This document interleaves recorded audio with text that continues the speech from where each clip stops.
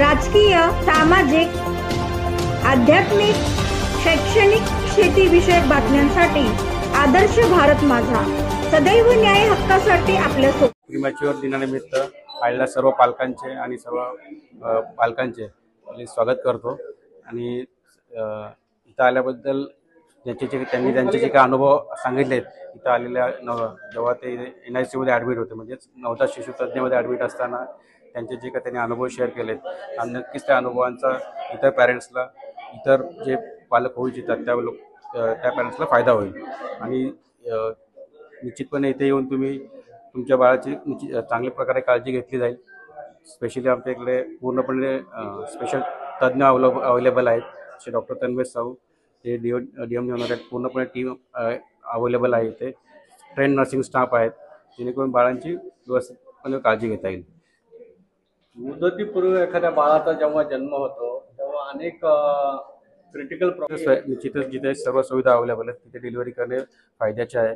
कारण की जे बाळ प्रीमॅच्युअर झालेले असते त्याला श्वसनाचा त्रास आणि इतर अवयव पण प्रीमॅच्युअर असतात. त्याच्यामुळे सगळ्या प्रकारचे सपोर्ट्स लागत असतात. जसे की व्हेंटिलेटर सपोर्ट झाले, पुन्हा काही बाळाचं टेम्परेचर मेंटेन करण्याचे लागणारे इन्क्युबेटर सुविधा झाली. हे सर्व सुविधा इथे उपलब्ध आहेत. निश्चित आता बघा जसं तुम्ही आता प्रश्न दिला की जे जुळे बाळ आहेत मग त्यांचं आपण पहिल्यापासूनच जसं इथे high risk obstetrics care unit आहे ज्याच्या अंतर्गत आम्ही त्यांची रेग्युलर तपासण्या करत असतो. रेग्युलर ते बाळांचे मॅच्युरिटी संदर्भात तपासण्या केल्या जातात. त्यांची बाळांची वाढ चेक केली जाते.